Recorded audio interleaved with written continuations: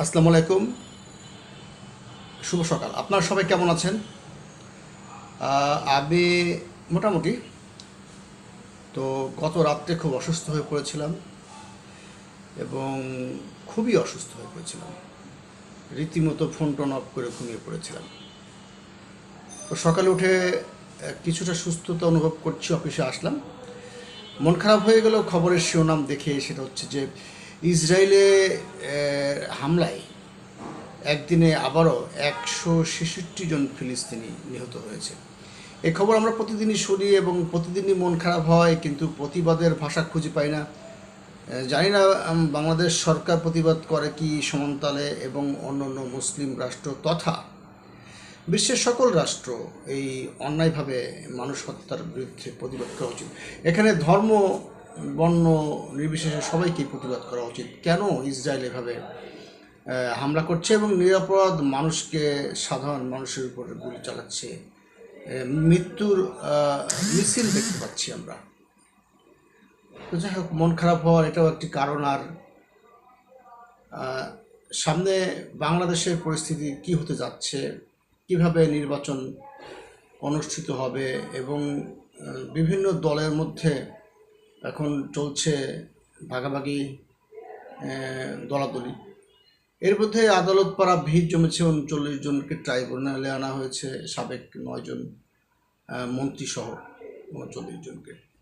বিচারের কাজ দ্রুত গতিতে এগিয়ে যাচ্ছে এবং সেই বিচারের দাবি সহ 7 দফা দাবিতে কালকে আপনারা দেখলেন সোহরাওয়ার্দী উদ্যানে জামাত ইসলাম স্মরণকালের মহা সমাবেশ করেছে। তাদের 7টি দফার মধ্যে একটি দফা আছে গণহত্যার বিচার, মৌলিক সংস্কার, তারপর অবাধ সুষ্ঠু নির্বাচনের জন্য ব্যবস্থা এবং লেভেল প্লেইং ফিল্ড তৈরি করা। সেই সাথে জুলাই সনদ, আহতদের পুনর্বাসন তো আছেই, এবং সর্বশেষ যেটা আছে পিয়ার পদ্ধতিতে নির্বাচন। ব্যাপক সংখ্যক পিছিয়ে পড়া মানুষদেরকে ক্ষমতার স্বাদ দেওয়ার জন্য হয়তো এই পিয়ার পদ্ধতি নির্বাচন, কেউ কেউ পিয়ার পদ্ধতি নির্বাচনকে সমর্থন করছেন, কেউ কেউ সমর্থন করছেন না, নানান যুক্তি আছে। এর মধ্যে আমরা লক্ষ্য করলাম যে বাংলাদেশে একটি বৃহৎ রাজনৈতিক দল, জাতীয়তাবাদী দল বিএনপিকে জামাত ইসলাম আমন্ত্রণ করেনি। মিশ্র প্রতিক্রিয়া। অনেকেই অনেক কথা বলছে যে বিএনপিকে দাওয়াত করেনি। বিএনপির সঙ্গে একসাথে এতদিনের প্রেম, এতদিনের জোট, প্রায় 2 যুগ।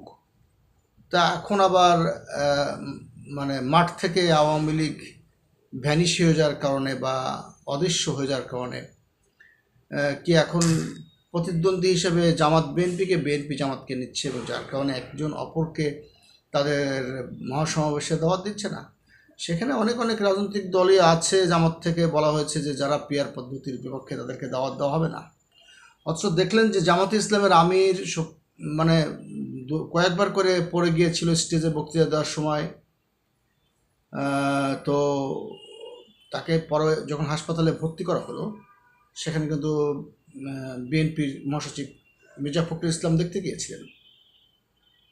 তো এটা হচ্ছে রাজনৈতিক সংস্কৃতি। এটা কি চোখে আঙ্গুল দিয়ে দেখিয়ে দিল নাকি জামাত ইসলামকে, দেখো তুমি অসুস্থ হয়েছো, হাসপাতালে দেখতে আসলাম, অথচ অথচ তোমরা আমাদেরকে দাওয়াতই দাওনি অনুষ্ঠানে।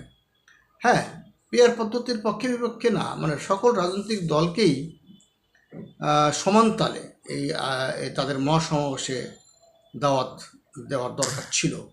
কেউ কেউ হয়তো দাওয়াত পেয়েছেন, তারা সগৌরবে তারা সেখানে মঞ্চে উপস্থিত ছিল, এবং সেখানে তাদেরকে আমরা অতীতে বহুবার বিএনপির সঙ্গে আন্দোলন সংগ্রামে দেখেছি। তারা এখন জামাত ইসলামের মঞ্চে, তার মধ্যে গণ অধিকার পরিষদ আছে, জাকপা আছে, আরও অনেকেই আছে। তো যাই হোক, এখন মানে এই ধরনের রাজনৈতিক সমাবেশে অনেক রাজনৈতিক দলগুলোকে ডাকার কালচার, সংস্কৃতি বাংলাদেশে আছে, কিন্তু এই সংস্কৃতির বাইরে যদি প্রধান প্রধান দলগুলো চলে যায় তাহলে সেটা হবে খুবই দুঃখজনক। গ্রিন পার্টি বাংলাদেশের পক্ষ থেকে আমি রাজু আহমেদ খান, গ্রিন পার্টির চেয়ারম্যান, মনে করি এটা একটি অশনি সংকেত। বাংলাদেশের গণতান্ত্রিক রাজনৈতিক ব্যবস্থার জন্য এটা একটা অশনি সংকেত। আহ, আহ, যাই হোক, এখন আমরা একটু অন্যদিকে চোখ ঘোরাই। সেটা হচ্ছে যে এই দেশের জাতিসংঘের আঞ্চলিক অফিস কেন, এটা নিয়ে প্রশ্ন তুলেছেন প্রখ্যাত আহ, মানে ইসলামিক চিন্তাবিদ আজহারি। আপনারা আজহারি ওয়াজ শুনেন নাই এমন লোকের সংখ্যা কমই আছে। আজহারি বলছে বাংলাদেশে জাতিসংঘের আঞ্চলিক অফিস কেন, মানে প্রশ্ন তুলে ধরেছেন এবং অনেকে এর বিরোধিতা করছেন বাংলাদেশের জাতিসংঘের আঞ্চলিক অফিস কেন। কিন্তু আমি আসলে গ্রিন পার্টি বাংলাদেশের পক্ষ থেকে মনে করি যে বাংলাদেশে অবশ্যই জাতিসংঘের আঞ্চলিক অফিস হবে। কারণ বাংলাদেশে যদি কার্যক্রম হয়, হয়তো সেখানে অনেকে ধারণা করছে যে মার্কিন যুক্তরাষ্ট্র তার মতো করে এই প্রতিষ্ঠানগুলি চালাবে, এতে করে বাংলাদেশ ন্যায় বিচার হারাবে বা মানবাধিকার রক্ষার পরিবর্তে বরং মানবাধিকার রক্ষার হবে না, এরকম কার্যক্রমের সঙ্গে জড়িত হবার সম্ভাবনা। কিন্তু আমি মনে করছি যে জাতিসংঘের একটা আঞ্চলিক কার্যালয় বাংলাদেশে থাকা উচিত। যাই হোক, এখন সে বিষয়ে আরও আপনারা মন্তব্য করবেন, আমি আজকে বেশি বাড়াবো না। গতকালকের শেষ বেলার খবর পর্যন্ত যতটুকু জানি, গোপালগঞ্জের কারফিউ শিথিল হয়েছে, রাতে আবার সিদ্ধান্ত নেবার কথা ছিল। গোপালগঞ্জে সকল মানুষকে গণহারে গ্রেপ্তার, অত্যাচার দরকার নেই। যারা বিশেষ করে দাঙ্গা হাঙ্গামা করেছে, যারা অস্থিতিশীল করবার চেষ্টা করেছে, তাদেরকে খুব খুব কৌশলগতভাবে খুবই সাবধানতার সাথে আইডেন্টিফাই করে তাদেরকে বিচারের আওতা আনা যেতে পারে। খালি পাইলেই যে পাশার মধ্যে বেতের লাঠিতে পিটিয়ে লাল করে দিতে হবে, এই কালচার থেকে কিন্তু বাংলাদেশ সেনাবাহিনীও বের হতে পারে। এটা ডেমনস্ট্রেশন কীভাবে পিছিয়ে দিতে হয় তার নতুন করে শেখাবার কিছু নেই। কিন্তু মানুষের শরীরে আক্রমণ করে, মানুষকে গুলি করে, বুট দিয়ে পিষে, এটার কোনো সমাধান না। যাই হোক, স্বরাষ্ট্রমন্ত্রী ময়নাতদন্ত করতে বলেছে, প্রয়োজনে কবর থেকে তুলে আনবেন, এরকম বক্তব্য শুনতে পাচ্ছি। যদি কারোর কোনো তদন্ত করতে হয়, তাকে অবশ্যই তার লাশ তুলে তাকে আবার পুনঃ ময়নাতদন্ত করা যেতে পারে। কিন্তু এর মধ্যে যেন কোনো, এই ভাষাগত প্রয়োগের মধ্যে যেন কোনো রকম সন্ত্রাসবাদ না থাকে, যে কবর থেকে তুলে এনে।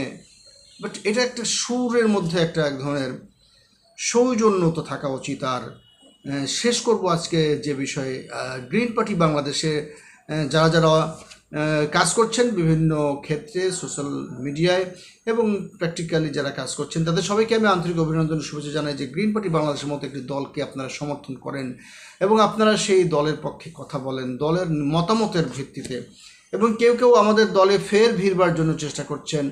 আমি আমাদের কেন্দ্রীয় কমিটির ফোরামে জানিয়েছি, আমাদের গ্রিন পার্টিতে যোগ দেবার কোনো বাধা নিষেধ নাই, তবে সেক্ষেত্রে কিছু রুলস রেগুলেশন বিলআপ করা দরকার। যারা গ্রিন পার্টি ছেড়ে যাবেন, তারা আবার আসবেন, তাদের পদ পদবি পুনর্বিন্যাস হবে, সে বিষয়ে অবশ্যই গ্রিন পার্টি বাংলাদেশের কেন্দ্রীয় কমিটির মহাসচিব সহ, সিনিয়র ভাইস চেয়ারম্যান সহ, যুগ্ম মহাসচিব সহ সবাই ভেবে চিন্তে দেখবেন বিষয়টি কিভাবে নেওয়া যায়। গতকাল রংপুরে ফিলিং স্টেশনে বিস্ফোরণ হয়েছে এবং একজন মানুষ মারা গেছে। এর থেকে আমাদের আরও কিছু ভাবতে হবে যে বাংলাদেশে আরও অনেক ফিলিং স্টেশন আছে, সেখানে বিস্ফোরণের ঘটনাগুলো যাতে না ঘটে, তাদের কিভাবে সেখানে মানে এটাকে কী বলে, প্রতি বছর একটা যথাসময়ে এগুলো চেক করা দরকার। নট অনলি ফিলিং স্টেশন, অনেক গ্যাস সিলিন্ডার, সিএনজির সিলিন্ডার, অনেক কিছু বিস্ফোরণ হয়, সেগুলো নিয়মিত পরীক্ষা নিরীক্ষার